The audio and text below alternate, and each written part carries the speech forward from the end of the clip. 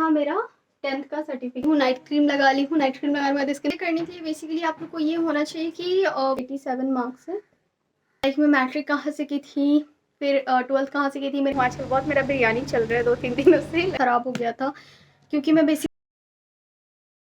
Hello everyone, it's me Ashu, welcome back to my vlog. तो again मैं फिर से यहाँ से व्लॉग स्टार्ट कर रही हूँ दूसरा, एंड आई होप आप लोग को मेरा आजकल का व्लॉग अच्छा लग रहा हो। मैं बहुत ज़्यादा अपडेट हूँ अपने व्लॉग पे, लाइक डे टू डे मैं डेली एक व्लॉग लेकर के आ रही हूँ। तो कैसा लग रहा है आप लोग को ये मेरे को कमेंट सेक्शन में ज़रूर से बताना। अभी मैं निकल रही हूँ बाहर कॉलेज के कुछ वर्क से, तो मैं वहाँ पर भी आप लोग को मिलाती हूँ। तो चलो चलते हैं। और मैं रेडी हो गई हूँ। फेस पर मैंने कोई मेकअप नहीं किया है, सिर्फ अपना डे क्रीम लगाई हूँ, और मेरे डे क्रीम में सनस्क्रीन है और इसीलिए। और मैंने फिर से यही वाला ड्रेस पहनी क्योंकि ये बहुत ज़्यादा लाइट वेट है और लाइक अच्छा लगता है इसलिए। तो ओके, अब हम लोग निकलते हैं बाहर। हो सके तो मैं कॉलेज में व्लॉगिंग करूँ, शायद may be, I am not that much confirm. तो मिलते हैं आप लोगों से थोड़ी देर में। बाय। सो गाइस, अभी मैं आई हूँ बाहर में यहाँ पे बिरयानी खाने के लिए, और काम वाम हो जाएगा। यहाँ से लाइट बहुत ज़्यादा डिम है यहाँ पे। मेरे ख्याल से ये वाली लाइट जलवा सकती हो, ये वाला पूछ लो ना, अगर जला देते हैं तो ठीक है। तो अभी मैं ना बस normal chicken leg biryani order की हूँ। आजकल बहुत मेरा बिरयानी चल रहा है 2-3 दिनों से, लाइक मैं आप लोग से जिस तरीके से शेयर कर रही हूँ, और मैं बहुत कंटिन्यूसली ब्लॉगिंग कर रही हूँ। तो अभी मेरा बिरयानी आने को है। हालत बहुत ज़्यादा सख्त हो चुका है क्योंकि शाम का 5:30 बजने जा रहा है और बहुत ज़्यादा थकावट वाला दिन था। सो अब मेरा बिरयानी वैसे मैं ऑर्डर कर चुकी हूँ, तो अब बिरयानी आता तो फिर मैं आपके साथ शेयर करती हूँ।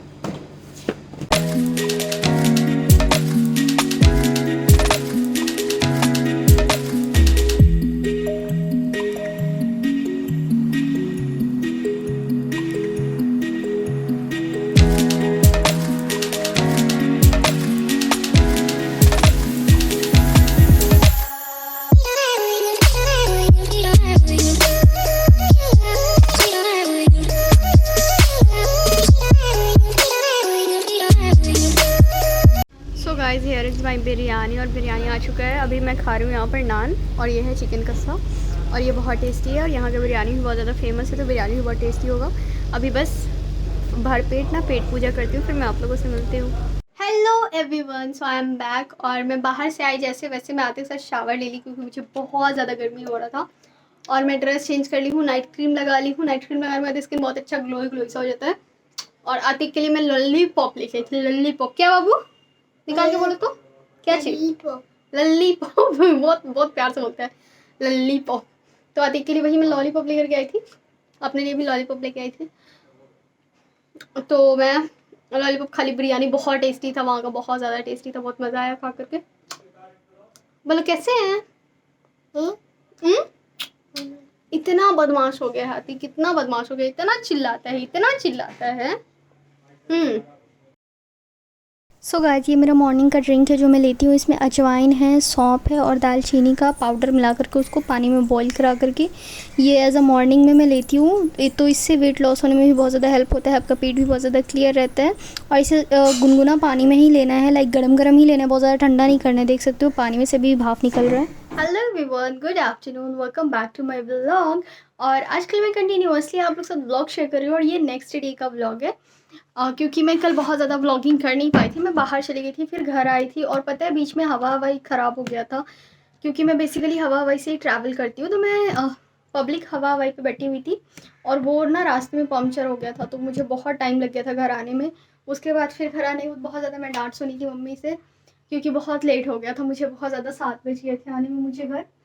तो इसीलिए मैं कल उतना ज़्यादा व्लॉगिंग कर नहीं पाई थी। तो इसीलिए कल का व्लॉगिंग मेरा छूट गया, तो मैं उसको आज में मिक्स कर दे रही थी। ये नेक्स्ट डे का व्लॉगिंग है। अभी मैं पी रही हूँ ऑरेंज जूस।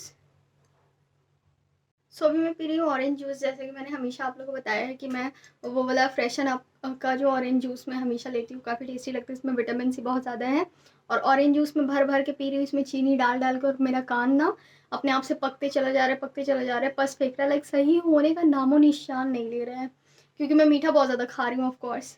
और मैं दूध का चाय भी पी रही हूँ। कल रात में मैंने हल्दी वाला दूध भी पी लिया था क्योंकि मुझे बदन में बहुत ज़्यादा दर्द था, और मैं पेन किलर बेसिकली लेना पसंद नहीं करती। जब मेरे सर में दर्द होता है तभी मैं पेन किलर लेती हूँ, ऐसे पेन किलर नहीं लेती हूँ। तो आज की वीडियो में शेयर करने वाली हूँ मेरे बोर्ड्स। लाइक मैं मैट्रिक कहाँ से की थी, फिर 12th कहाँ से की थी, मेरे कितने मार्क्स आए थे, एग्जैक्टली मैं सब कुछ बताने वाली हूँ। मैंने पिछले प्रीवियस वीडियो में शेयर की थी कि उतने अच्छे मार्क्स मेरे नहीं आए थे, एवरेज एवरेज मार्क्स आए थे। बट ये है कि आप लोगों को एग्जैक्टली मार्क्स जानना है। मुझे एक कमेंट आया था उसमें कि मेरे बोर्ड्स और मार्क्स सब कुछ के ऑलवेज टॉपर नाम से हैं, उनकी आईडी, उन्हीं की आईडी से मेरे को कमेंट आया था। तो एक कमेंट करे या 10 कमेंट करे, वो मेरे लिए बहुत ज़्यादा मैटर करता है, क्योंकि कोई एक इंसान भी मुझसे कुछ उम्मीद रख के वो कमेंट कर रहा है, वो डिमांड कर रहा है, तो ऑफ कोर्स मुझे वो डिमांड पूरा करना चाहिए, करना ही करना चाहिए। सो दैट्स वाई वो डिमांड मैं पूरा करना चाह रही हूँ। तो ठीक है, मैंने 10th किया था सीबीएसई बोर्ड से, और सीबीएसई बोर्ड में मेरा 9.8 सीजीपीए आया था, जो कि काफ़ी अच्छा मार्क्स होता है। ठीक है, 9.8 सीजीपीए आया था, बहुत बेटर मार्क्स था। तो मेरा 10 बहुत अच्छा गया था। 12th में की थी बिहार बोर्ड से, बीएसईबी बोर्ड से, बिहार बोर्ड से की थी मैं। तो उसमें आया था मुझे 287 मार्क्स, 287 मार्क्स। और मुझे 12 नंबर से मैं सेकंड आ गई थी। तो वही मुझे 12 नंबर अपना मेंटेन करने के लिए मैं कॉपी रीचेक पे लगवाई थी। मैं बहुत सारे फॉर्म फिल की कॉपी रीचेकिंग के लिए, लेकिन कोई रिस्पॉन्स नहीं मिला मुझे। तो इंटर में मुझे मार्क्स आए थे 200 एंड कितना, 287, 287 मार्क्स आए थे। 12 नंबर की वजह से मैं सेकंड रह गई थी, और मुझे मेडिकल में एडमिशन लेने के लिए एटलीस्ट 60% चाहिए थे, और मेरे 60% नहीं थे, 59% थे, और मेरे ख्याल से 58.8% थे, और मुझे वो 12 मार्क्स चाहिए था एनी हाउ। मैं बहुत दौड़ी, मैं बहुत कोशिश की, बट नहीं मिला मुझे वो 12 मार्क्स। लाइक उस पर कोई एक्शन नहीं लिया गया, जबकि मैंने पैसे पे किए, हर चीज़ पे किए, लेकिन कोई रिस्पॉन्स नहीं मिला। फिर मैंने नॉर्मल ग्रेजुएशन कर लिया। नॉर्मल ग्रेजुएशन में गई मगध यूनिवर्सिटी से।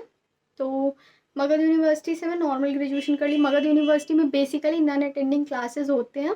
लाइक आप क्लासेस नहीं भी जाओ तो भी कोई मैटर नहीं करता है, बस जब जब फॉर्म फिल करने का ज़रूरत हो, जब जब फॉर्म फिल करने का टाइम हो, आप आएँ, फॉर्म फिल करें, एग्ज़ाम दें, ये सब करें, हर चीज़ करें। क्लासेस आप नहीं भी करोगे तो चलेगा, क्योंकि मगध यूनिवर्सिटी में नॉन अटेंडिंग क्लासेस हो जाता है। और इसलिए मैंने नॉन अटेंडिंग ले लिए थे, क्योंकि मुझे उतना कुछ पढ़ाई करना था नहीं। और मैंने अपना ऑनर्स पेपर भी इंग्लिश लिया, मैं इंग्लिश ली थी। ठीक है, उसके बाद फिर मैं सोची कि नहीं, अब मैं अपना सब्जेक्ट चेंज करवाऊंगी। तो मैं बायोलॉजी के लिए गई कि नहीं, जब मैं इंटर साइंस से की थी तो मैं अपना ग्रेजुएशन भी साइंस से ही करूँगी, बायोलॉजी मेन सब्जेक्ट रख करके। बट वो हो नहीं पाया, मेरा सब्जेक्ट चेंज नहीं हो पाया, टाइम बहुत ज़्यादा बीत गया था, जिसकी वजह से सब्जेक्ट मेरा चेंज नहीं हो पाया था। तो फर्स्ट ईयर में मुझे मार्क्स आए थे मेरे ऑनर्स पेपर में, लाइक 200 में से मुझे मार्क्स आए थे 136 फर्स्ट ईयर में। सेकेंड ईयर में मुझे मार्क्स आए थे 115, और थर्ड ईयर में दोनों ईयर को मिला करके, और थर्ड ईयर को मिला करके तीनों ईयर का मार्क्स दिया था। तो इसमें ना मैं 8 नंबर से सेकंड हो गई थी। तो मेरे टोटल मार्क्स थे, मुझे एक बार अपना सर्टिफिकेट देखना होगा, मैं दिखाती हूँ आप लोगों को सर्टिफिकेट भी, ताकि आप लोग को मेरे बातों पर यकीन आ जाए, क्योंकि मैं कुछ भी झूठ नहीं बोल रही हूँ यार। देखो, इंस्पिरेशन मतलब ये होता है, आपका रिजल्ट कुछ मैटर करता नहीं है आजकल के दिन में। ठीक है, आपको जो करना है आप कर सकते हो, ऊपर से भी डोनेशन वगैरह दे करके भी कर सकते हो, जो करना चाहते हो वो कर सकते हो। आजकल कुछ भी इम्पॉसिबल नहीं है, बस चाह तो चाहिए कि हाँ मुझे ये करना है। तो मैं अभी आप लोग के साथ अपना सर्टिफिकेट शेयर करती हूँ, इसको ख़त्म करते हैं।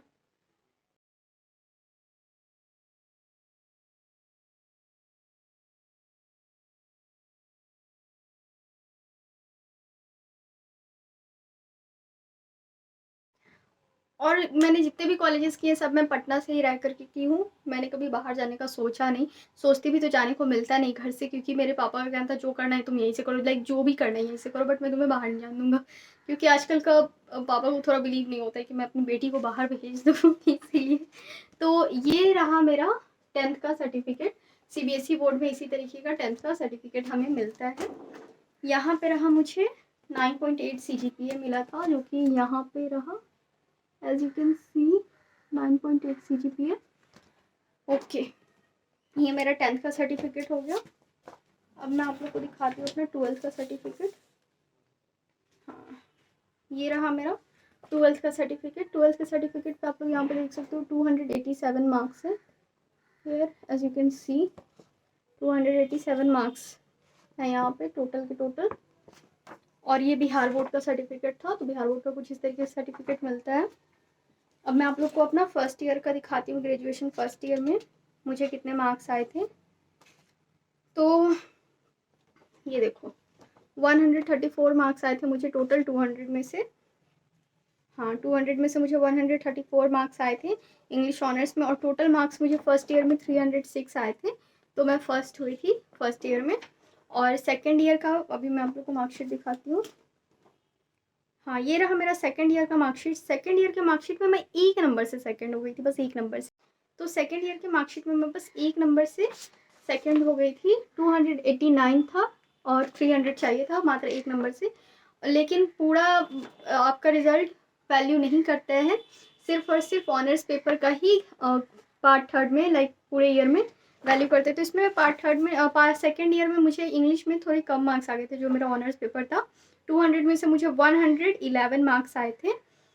और मैं, हाँ 111 मार्क्स आए थे मुझे 200 में से।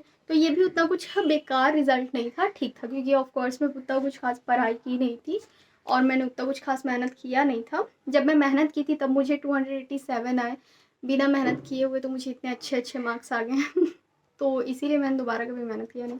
ये मेरा थर्ड ईयर का रिजल्ट है। थर्ड ईयर के रिजल्ट में 8 नंबर से मैं सेकेंड हो गई थी। थर्ड ईयर का रिजल्ट इस तरीके से होता है कि फर्स्ट ईयर और सेकेंड ईयर के ये ऑनर्स पेपर को जोड़ करके और थर्ड ईयर में जितना आपको मार्क्स आया है उसको ऐड करके तब तीनों ईयर का मार्क्स मिला करके दिया जाता है। तो मुझे थर्ड ईयर में टोटल मार्क्स 472 आए थे और 480 मार्क्स आ जाते तो मेरा वो फर्स्ट पोजीशन होता। 480 का यहाँ पे फर्स्ट क्लास होता है, तो मेरे को सिर्फ यहाँ पे देख सकते हो लिखा हुआ है 480 मतलब फर्स्ट क्लास, और यहाँ पर मुझे मार्क्स आए थे 472। तो सिर्फ 8 नंबर की वजह से मेरा सेकंड हो गया था पोजीशन। बट मुझे उतना कुछ खास फर्क पड़ा नहीं, क्योंकि बहुत सारे स्टूडेंट्स फेल किए थे जो मुझसे भी ज़्यादा तेज़ थे पढ़ाई में, जो मुझसे भी ज़्यादा इंटेलिजेंट थे। उन लोग का मार्क्स मुझसे भी कम आया। जो लोग बहुत ज़्यादा पढ़ाई किए थे, बहुत ज़्यादा मेहनत किए थे, उनका मार्क्स मुझसे कम आया था। तो इसलिए मुझे कोई खास फर्क पड़ा नहीं और ये रिज़ल्ट मुझे अच्छा लगा। तो ये मेरा पूरा 10 साल 12 साल ये मेरा टोटल 16 ईयर्स का रिजल्ट था अभी से लेकर के। तो वो पूरा मेरा रिजल्ट हो गया, लाइक उधर 10 ईयर्स मेरा 10 तक हो गया, फिर 2 ईयर्स मेरा इंटर वाला हो गया। ग्रेजुएशन में 4 ईयर्स हो गए, क्योंकि बीच में कोरोना और कोविड की वजह से 1 साल और गैप हो गया था, जिसकी वजह से 4 साल में ग्रेजुएशन कंप्लीट हुआ। तो पूरा टोटल 16-17 ईयर्स का मेरा पूरा वो रिजल्ट था, जैसा आप लोग देख सकते हो। और उसके बाद फिर मैंने आप लोगों के साथ शेयर किया था कि मैं एमबीए करने जा रही थी। उसके लिए पहले ना मैट का एग्ज़ाम देना था, जिस कॉलेज में मैं अप्लाई की थी।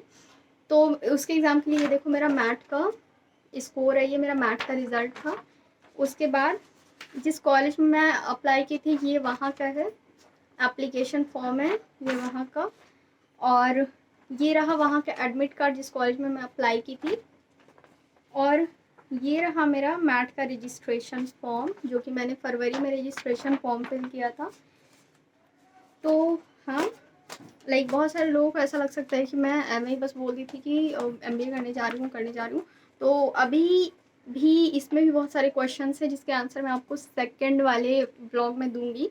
लाइक एक ही व्लॉग में सब कुछ बता दूंगी तो दिमाग बाउंस कर जाएगा आप लोग का भी और मेरा भी। तो हाँ, और ये मेरा टोटल का टोटल रिजल्ट था। तो जैसा कि आपने आपने पूछा था कि कौन से बोर्ड से तो एमबीए करने के लिए ये ज़रूरी नहीं कि आप प्रीवियस किस बोर्ड से पास आउट किए हो। आप जहाँ का एंट्रेंस दे रहे हो वहाँ के एंट्रेंस को निकालना मस्ट है। आजकल अगर पर्सनल इंटरव्यू हो रहे हैं तो आपको वो पर्सनल इंटरव्यू भी निकालना होगा, ग्रुप डिस्कशंस भी निकालने होंगे। बाकी प्रीवियस आप कौन से बोर्ड से दिए हो, क्या दिए हो, ये कुछ मैटर ही नहीं करते हैं। देखो एमबीए करने के लिए बेसिकली आप लोग को ये होना चाहिए कि कुछ बिजनेस फील्ड वगैरह के बारे में आपको दिमाग में होना चाहिए, माइंड में होना चाहिए। उन्होंने मुझसे ये भी क्वेश्चन किया था कि व्हाट इज़ मैनेजमेंट, क्या आप मैनेजमेंट को अपने आंखों से देख सकते हो, खुले आंखों से देख सकते हो या सिर्फ फील कर सकते हो। तो इस टाइप के क्वेश्चंस पूछे जाते हैं। या फिर बिजनेस फील्ड से रिलेटेड आपसे क्वेश्चन पूछ सकते हैं कि कितने टाइप के बिजनेस होते हैं, किस बिजनेस में कैसा बेनिफिट होता है, आजकल कौन से बिजनेस बहुत ज़्यादा चल रहे हैं, कौन से बिजनेस में बहुत ज़्यादा लॉस है, बहुत ज़्यादा प्रॉफिट है। और इस टाइप के क्वेश्चंस आप लोगों से पूछे जा सकते हैं एमबीए के इंटरव्यू में, अगर इंटरव्यू पर्पज़ से होता है तो। अगर एंट्रेंस होता है, रिटन एग्ज़ाम अगर आप लोग का होता है, तो इंग्लिश कॉम्प्रहेंसिव से क्वेश्चन आएंगे, थोड़े बहुत मैथ्स से भी क्वेश्चन आते हैं, क्योंकि मैथ्स भी मैनेजमेंट में बहुत ज़्यादा इंपॉर्टेंट चीज़ होता है, तो आप लोग को मैथ्स पर भी फोकस करना होगा। और एमबीए का पढ़ाई लाइक बहुत ज़्यादा टफ होता है, क्योंकि उसमें आपको मैनेजमेंट सिखाए जाएंगे, आपको हर चीज़ बताए जाएंगे, लाइक मैथ्स आपका स्ट्रॉन्ग होना चाहिए, आपका इंग्लिश स्ट्रॉन्ग होना चाहिए, आपका ग्रामर स्ट्रॉन्ग होना चाहिए, आपका जो टॉकिंग वे होता है वो स्ट्रॉन्ग होना चाहिए, आपका आई कॉन्टैक्ट स्ट्रॉन्ग होना चाहिए, बहुत कुछ स्ट्रॉन्ग होना चाहिए, क्योंकि अगर आगे चल के अगर आप लोग किसी से भी डील करते हो या फिर किसी से भी बात करते हो, तो वो बहुत ज़्यादा मैटर करता है आपके पूरे पूरे बॉडी स्टाइल पर, आपके पूरे पूरे बॉडी स्ट्रक्चर पे। तो इसीलिए इसमें ये बहुत ज़्यादा इंपॉर्टेंट चीज़ होता है। और बाकी क्वालिफ़िकेशन आपका कहाँ से है, क्या नहीं है, ये उतना कुछ ख़ास मैटर करता नहीं है। हाँ, बस वो लोग आपका रिज़ल्ट देखेंगे, रिज़ल्ट देख कर के उसके हिसाब से they will ask some question कि प्रीवियस में आपने अगर ये पढ़ा है तो इसका ये क्या होगा, क्या नहीं होगा। लाइक जिस सब्जेक्ट से आपने क्वालिफ़िकेशन पाया है, उस सब्जेक्ट से रिलेटेड आपसे क्वेश्चन हो सकता है। बहुत सारे लोग बोलते हैं कि एमबीए करने के लिए बीबीए करना ज़रूरी होता है, बीबीए नहीं किया हो तो फिर एमबीए का कोई फ़ायदा नहीं होता है, या फिर अगर आप बीसीए नहीं किए हो तो फिर एमबीए का कोई फ़ायदा नहीं होता है, बीटेक नहीं किया हो तो फिर एमबीए का कोई फ़ायदा नहीं होता है। मैंने नॉर्मल ग्रेजुएशन किया था, बट फिर भी मेरा सिलेक्शन हुआ है, क्योंकि मुझे उसमें सिलेक्शन करना था।